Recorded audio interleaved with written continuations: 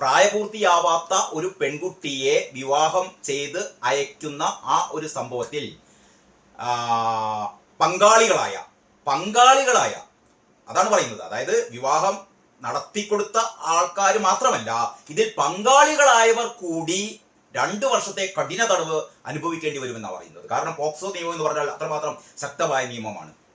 ഈ കുംഭമേളയിലെ വൈറൽ താരമായ ആ പെൺകുട്ടിയെ മധ്യപ്രദേശുകാരിയായ ആ പെൺകുട്ടി ഒരു സിനിമാ ഷൂട്ടിങ്ങിന് വേണ്ടിയിട്ട് ഇവിടെ വന്നപ്പോൾ ആ സെറ്റിലുണ്ടായിരുന്ന ഒരു മുസ്ലിം യുവാവ്, അയാൾ മഹാരാഷ്ട്ര സ്വദേശിയാണ്, ഫർമാൻ ഖാൻ എന്നു പേരുള്ള ഫർമാൻ ഖാനെ കൊണ്ട് ഈ സഖാക്കന്മാര് കല്യാണം കഴിച്ചു കൊടുത്തു.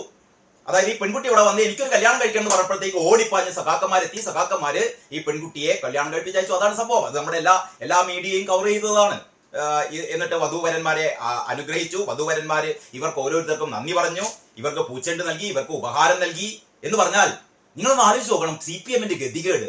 അതായത് 16 വയസ്സ് പ്രായമായ ഒരു പെൺകുട്ടിയെ അതിന്റെ മാതാപിതാക്കളോടൊന്നും ചോദിക്കാതെ, മാതാപിതാക്കളോട് ചോദിച്ചിട്ട് കല്യാണം നടത്താൻ പറ്റില്ല, അത് വേറെ കാര്യം. ഞാൻ പറയുന്നത് മധ്യപ്രദേശിൽ നിന്ന് എത്തിയ ഒരു പെൺകുട്ടി, ആ പെൺകുട്ടിയുടെ അച്ഛൻ പോലീസ് സ്റ്റേഷനിൽ വന്ന് പറയാണ് തന്റെ മകൾക്ക് പ്രായപൂർത്തിയായിട്ടില്ല, തന്റെ മകളെ ഇങ്ങനെ ഒരു പ്രണയബന്ധത്തിൽപ്പെടുത്തി, ഇതൊരു ലവ് ജിഹാദാണെന്ന് സംശയിക്കുന്നു, ഒരു മുസ്ലിം ചെറുപ്പക്കാരൻ അവളെയും കൂട്ടിക്കൊണ്ടു പോകുന്നു, അവളെ എനിക്ക് വിട്ടു തരണമെന്ന് പറയുമ്പോ തമ്പാനൂർ പോലീസ് അത് കേൾക്കുന്നില്ല.